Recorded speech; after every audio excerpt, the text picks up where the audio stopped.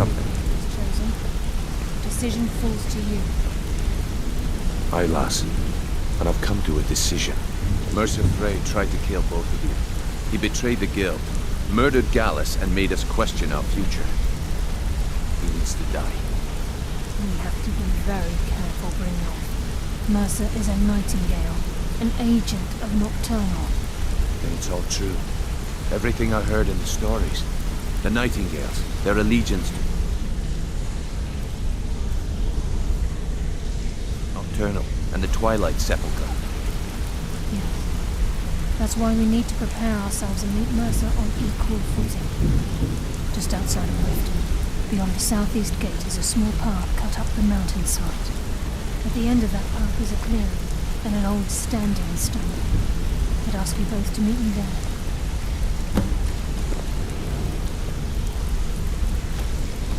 What's on your mind?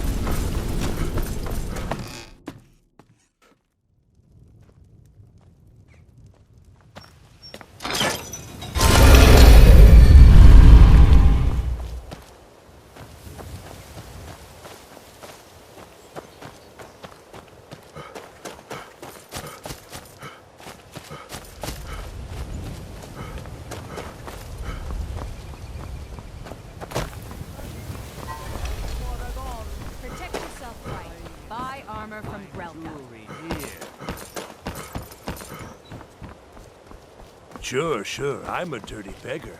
Why would you want to...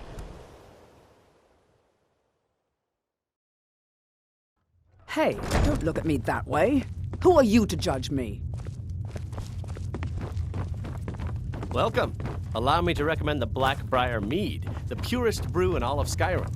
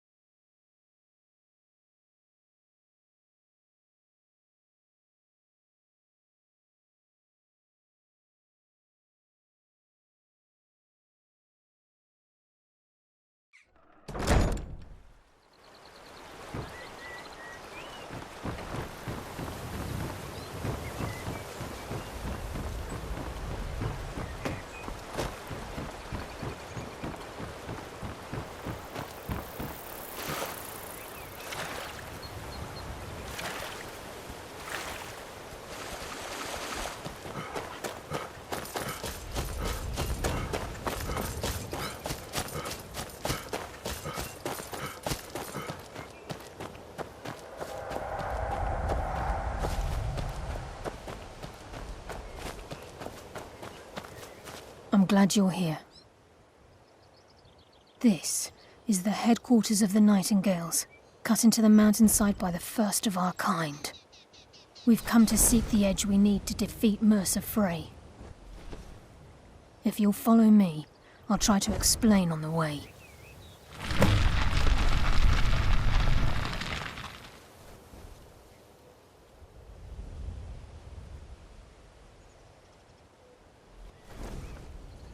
This way, please.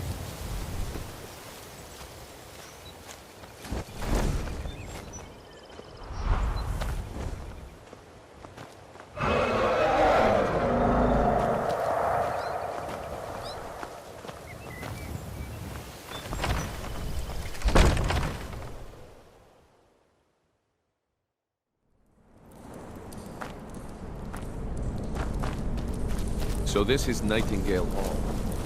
I heard about it, but I never believed it existed. Assumption. I'm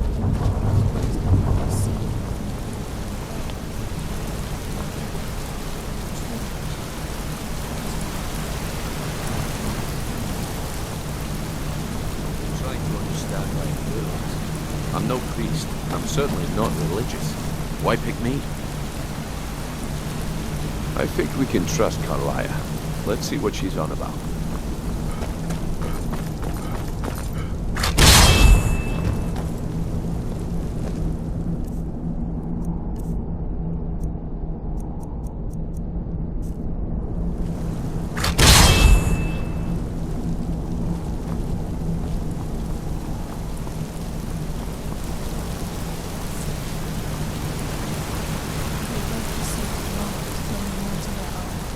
can begin the oath.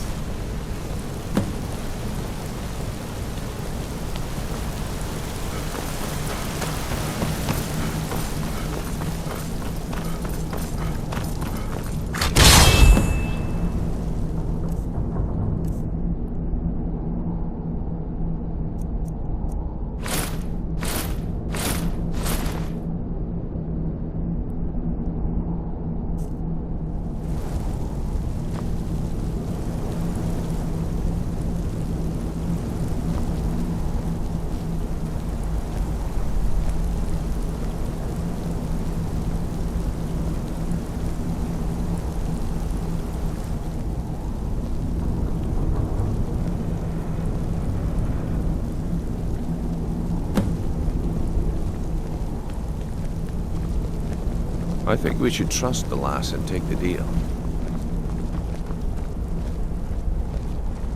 You appear ready for the oath.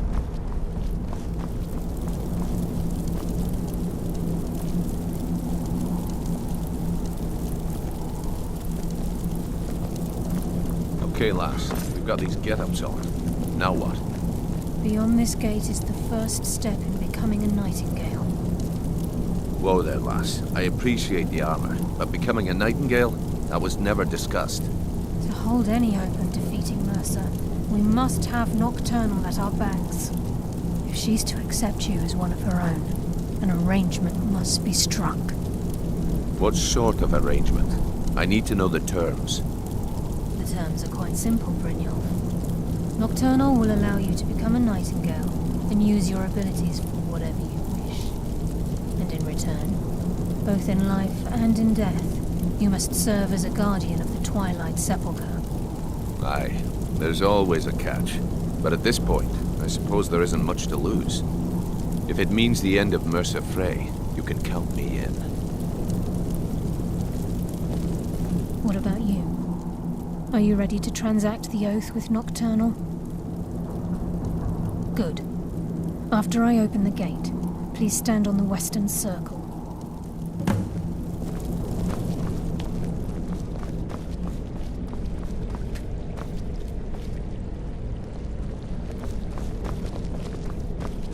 We'll speak when the oath is complete.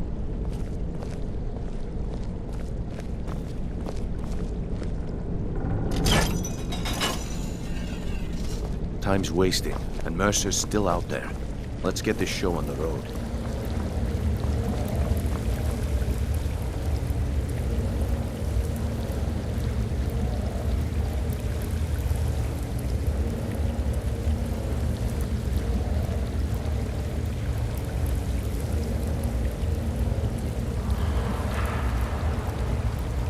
I call upon you, Lady Nocturnal, Queen of Murk, and Empress of Shadow. Hear my voice. Ah, Carlia. I was wondering when I'd hear from you again. Lose something, did we? My lady, I've come before you to throw myself upon your mercy and to accept responsibility for my failure. You're already mine, Carlia. Your terms were struck long ago. What could you possibly offer me now? I have two others that wish to transact the oath, to serve you both in life and in death. You surprise me, Carlia. This offer is definitely weighted in my favor. My appetite for Mercer's demise exceeds my craving for wealth and grace. Revenge. How interesting. Very well. The conditions are acceptable. You may proceed. Lady Nocturnal, we accept your terms. We dedicate ourselves to you as both your avengers and your sentinels. We will honor our agreement in this life and the next until your conditions have been met. Very well. I name your initiates Nightingale, and I restore your status to the same, Carlisle. And in the future, I'd suggest you refrain from disappointing me again.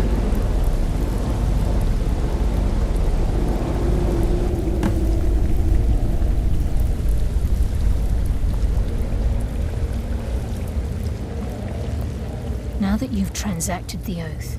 It's time to reveal the final piece of the puzzle to you. Mercer's true crime. Mercer was able to unlock the Guild's vault without 2 keys because of what he stole from the Twilight Sepulchre. The skeleton key. By doing this, he's compromised our ties to Nocturnal, and in essence, caused our luck to run dry. Well, yes, but the key isn't only restricted to physical barriers. All of us possess untapped abilities, the potential to wield great power securely sealed within our minds. Once you realize the key can access these traits, potential becomes limitless.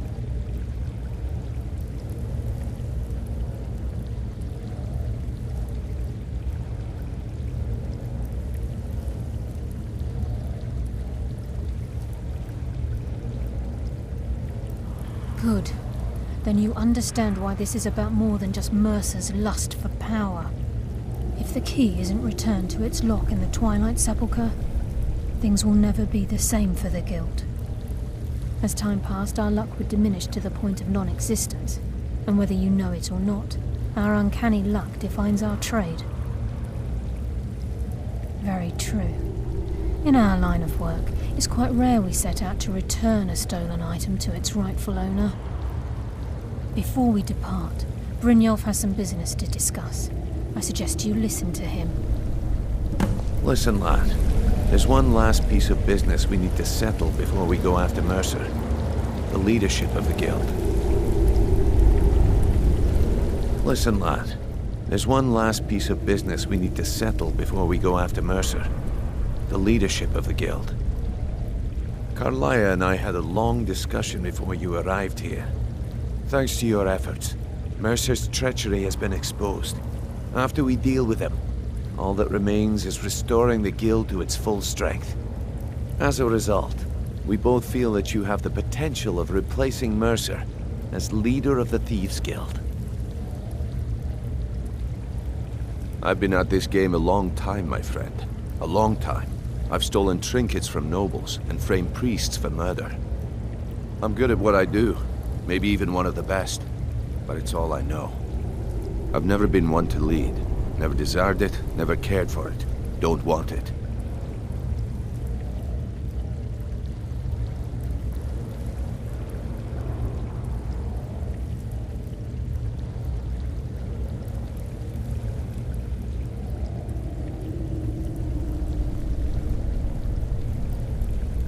Well, we have a bit of an errand to run before your coronation, so don't get sentimental on me now.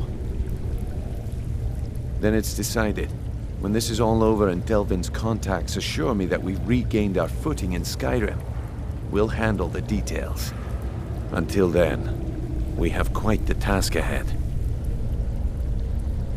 I've been poring over the plans you brought us, and I'm convinced the eyes of the Falmer are in the Dwarven ruins at Erkenthand. Carlia and I will meet you there. Prepare yourself, lad. This will be a fight to remember.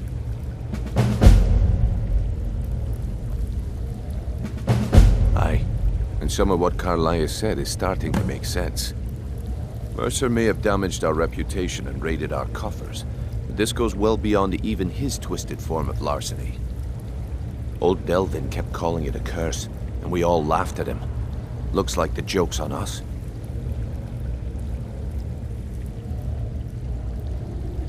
If you would have asked me that yesterday, I'd have said no, but now I think our chances have improved. Look, call me crazy if you like, but I trust Carlia. I don't think she'd lead us down a suicidal path. Besides, I'd rather die with some of Mercer's blood on my blade than spend the rest of my life regretting that I ran the other way. Until next we meet, lad.